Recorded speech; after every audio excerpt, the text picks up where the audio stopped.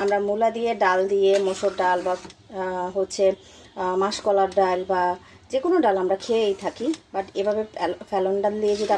Hi viewers, আসসালামু আলাইকুম, good morning. সবাই কেমন আছেন? আশা করছি যে যেখানে আছেন ভালো আছেন, সুস্থ আছেন। আমরাও আলহামদুলিল্লাহ ভালো আছি, সুস্থ আছি। আজকে হচ্ছে 12 তারিখ, বৃহস্পতিবার। সকাল থেকে ভিডিওটা শুরু করছি। আজকেও একটা সুন্দর রেসিপি আপনাদের সাথে শেয়ার করব। আর এখানে একটু দেখাই এগুলোর কী অবস্থা। দেখেন ওর কী হয়েছে। সকাল সকাল ঘুম থেকে উঠে তার চশমা ভেঙে নিয়েছে সে, দেখেছেন? শেষ চশমা, মানে চশমা যেদিন থেকে চোখে লেগেছে এটা দ্বিতীয়বার ভাঙা হয়ে গেল অলরেডি। 1 বছর হচ্ছে চশমা চোখে দিয়েছে, 1 বছরে 2টা শেষ। মানে ভেঙে এসে সে এমনভাবে কান্না করছিল, আপনারা দেখে হাসতে হাসতে শেষ। তো যাই হোক, ঘুম থেকে উঠে প্রতিদিন চিন্তা থাকে কি রান্না করব। আর ইদানিং মাথায় একটু ভূত চেপেছে যে বাচ্চাদেরকে সবজি খাওয়াতে হবে, আর সেটা খাওয়ানোর জন্য নতুন নতুন আইডিয়া মাথায় আনতে হয়। তো যাই হোক, আজকেও নতুন একটা আইডিয়া এসছে। আজকে মূলো দিয়ে একটা সবজি রান্না করব, সেটাই আপনাদের সাথে আমি রান্না করব। হচ্ছে একটি ফ্যালনের ডাল, আপনারা কে কী বলেন, আমাদের দেশে এটা আমরা মানে চিটাগাংয়ের লোকেরা ফ্যালন ডাল বলি। ফ্যালন ডাল এটা দিয়ে মূলা দিয়ে রান্না করব, সাথে আলু দিব 1-2টা, যেহেতু আমার বাচ্চারা আলু ছাড়া খায় না। তো ফ্যালন ডাল অলরেডি ভেজে আমি কিছুক্ষণ ভিজিয়ে রেখেছি, এখন সিদ্ধ করতে দিয়ে একটু সিদ্ধ করে নেব। ভেজে সিদ্ধ করতে দিয়ে দিয়েছি, একটু সিদ্ধ করে নেব।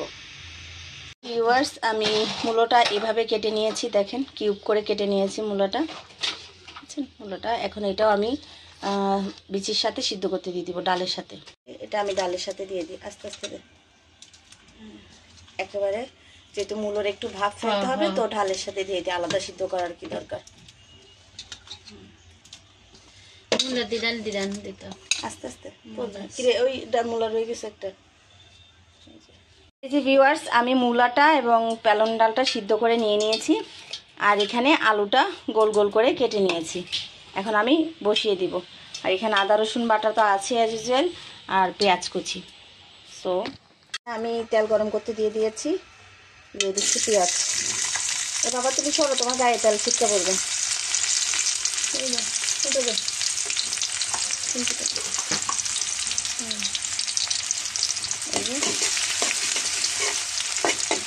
মূলা দিয়ে অনেকে ডাল দিয়ে রান্না করেন, এটাও তো এক ধরনের ডাল। কিন্তু আমাদের দেশে এটাকে বিচি বলি আমরা। এটা আমার বাবার সাথে চিংড়ি শুটকি দিয়ে, এটা চিংড়ি শুটকি দিয়ে এবং ইচা মাছ দিয়ে আমার চ্যানেলে রেসিপি আছে, আপনারা চাইলে একটু দেখে আসতে পারেন। আদা রসুনটা কষানোর জন্য, হ্যাঁ দে অল্প করে দে, আরও দে, বাকিটা নামানোর আগে দিবে হয়েছে, আর একটু দে। এখন আমি লবণটা ফার্স্টে দিয়ে দিব, তাহলে টমেটো আর পেঁয়াজটা নরম হয়ে যাবে।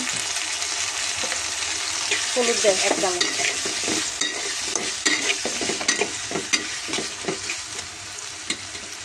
হ্যাঁ দে, মরিচ দে, হলুদ দিলাম 1 চামচ। জিরাটা আমি একদম নামানোর আগে করে দিব। মরিচ আরও দেয়, আরও 1 চামচ দেয়, মরিচটা বেশি নেবে। হ্যাঁ না দেখবো মেহেন্দি বেশি হয়েছে কিনা, একটু পানি দিয়ে দিই, কষানোর জন্য তো পানি লাগবে, নাহলে মশলাটা পুড়ে যাবে, যেহেতু এটা শুকনো মশলা। যদি একটু আগে থেকে ভিজিয়ে নিতাম। ইয়েতে মরিচ আরেকটু দেয়, মরিচটা কম হবে, চাল হবে না। মরিচ আরেকটু দে, হ্যাঁ দে। এই যে মশলাটার মধ্যে তেল উঠে এসছে, এখন আমি দিয়ে দিচ্ছি আলুগুলা, কারণ আলুটা একটু সিদ্ধ হইতে হবে। আর বিচিটা হচ্ছে সিদ্ধ করা আছে, ডালটা উপরেরটা দে, হ্যাঁ এটা দে। এই যে এটা একটু কষাই, তারপরে আমি মূলো আর ডালটা দিয়ে ওটা দিয়ে একটু কষাবো।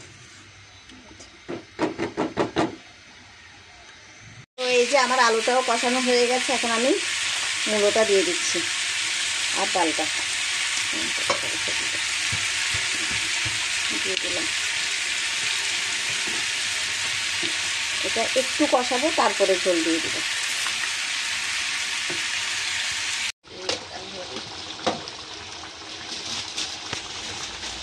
এই যে ভিউয়ার্স, কষানো হয়ে গেছে, আমি এখন পানি দিচ্ছি। এর মাঝখানে একটু পাতিলটা চেঞ্জ করে নিয়েছি, কারণ যেহেতু ঝোল দিতে হবে, তো ওই জন্য আমি একটু পাতিলটা আর একটু দিতে হবে, চেঞ্জ করে নিয়েছিলাম। আসলে তরকারির স্বাদটা আসে কষানোর উপরে, যত বেশি কষাবেন তত হচ্ছে ওই তরকারিটা অনেক টেস্ট হবে, সেটা হোক নিরামিষ, হোক মাংস বা মাছ। কষানোর উপরেই কিন্তু অনেক কিছু ডিপেন্ড করে। এই যে হয়ে গেছে আমার মূলার পালং ডাল দিয়ে মূলার তরকারিটা। এখানে আমি একটু গরম মশলার গুঁড়িটা দিয়ে দিব, সামান্য।